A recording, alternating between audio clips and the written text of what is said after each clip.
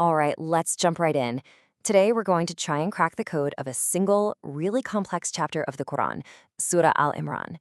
On the surface, it seems to jump between all these wildly different topics, and our goal is to find that one hidden key that connects them all. So, we're looking at the third chapter of the Quran. It's called Al Imran, which literally means the family of Imran. And this family, figures like Mary, Jesus, Zechariah, they're definitely central to the story. But as you're about to see, they're just the first piece of a much, much bigger puzzle. And that brings us right to the heart of the mystery here. I mean, how can one single chapter talk about intimate family stories and deep theological debates with a Christian delegation and the nitty-gritty rules of war all at the same time? On the surface, it just feels, well, all over the place, right? So to really get a feel for the puzzle we're dealing with, let's just lay all the cards on the table and see these seemingly disconnected pieces for ourselves. I mean, get a load of this mix. You've got these personal narrative histories, then, boom, you're in a high-stakes theological discussion. Then you're getting actual laws for fighting, followed by commentary on a military defeat. All of this is woven together with fundamental principles about God's oneness and warnings to non-believers. It's no wonder scholars looked at this and asked, what in the world is the common thread here? Now, part of the answer has to do with when all this was revealed. See, Surah Al Imran didn't just appear overnight. It came down over a really long period of time. We're talking nearly a decade in the early life of the Muslim community. So different parts were responding to real events as they happened. You have verses about the Battle of Uhud coming down in the 3rd year, but verses about the Christian delegation from Najran not coming until all the way in the 9th year. Okay, so that explains why the topics are so varied. But it brings us right back to that big question. With all these different events and subjects from different years, is there really a single golden thread that ties this whole thing together? Or is it just a collection of separate revelations? To answer that, we have to use a special kind of tool. We need to look at the text not just as a bunch of verses, but as one unified whole. And lucky for us, scholars have a method for doing exactly that. It's called thematic interpretation. So instead of going line by line, this method is all about taking a step back and asking, what's the big idea? What's the central theme, the governing axis that everything else is connected to? Think of it like finding the sun, that all these different planets are orbiting around. Okay, so the scholars applied this method. They looked for the sun at the center of this incredible solar system. And what did they find? What is the one big idea holding this whole diverse chapter together? And the answer, well, it's incredibly simple, but also really, really deep.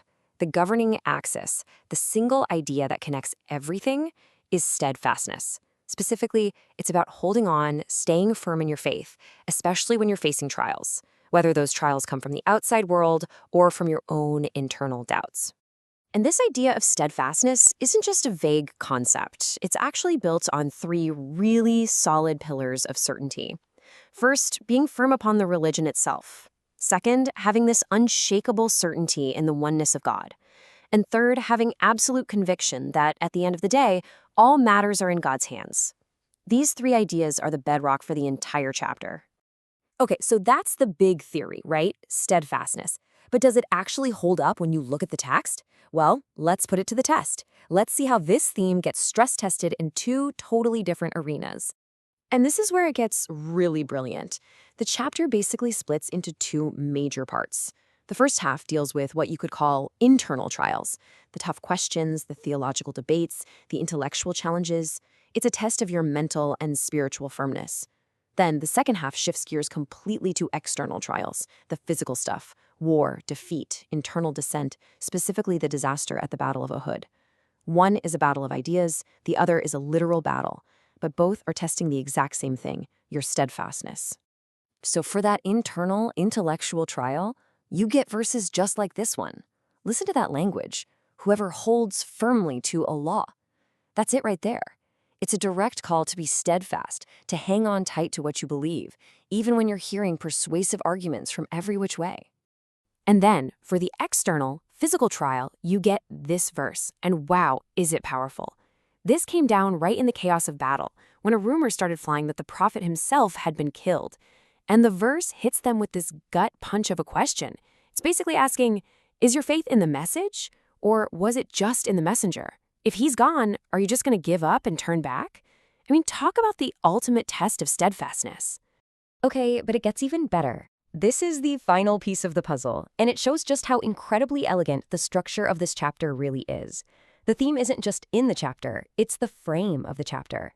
The very beginning and the very end of Surah Al Omran mirror each other perfectly. They create this thematic frame, a kind of literary circle that encloses everything in between, constantly reminding you from start to finish what the core message is all about. I mean, just look at the symmetry. It is beautiful. The chapter opens with a humble prayer for steadfastness. Our Lord, please don't let our hearts deviate. Then, after walking you through every kind of internal and external trial imaginable, it concludes with a powerful command to be steadfast. O you who have believed, persevere and endure. It's this incredible journey from a plea to empowerment. Just an amazing piece of literary design. So what's the big takeaway here? Surah Al Imran is not a random collection of stories and laws. Not at all. It's a masterfully woven tapestry. And every single thread, from the family of Imran to the battlefield of Uhud, every single story, law, and argument is there to explore and reinforce this one central principle: steadfastness. It really makes you wonder, doesn't it? By looking past the surface and searching for that unifying theme, a text that seems so disjointed suddenly reveals this profound and elegant structure. It just begs the question, what other hidden codes might be waiting to be unlocked in the great texts of history?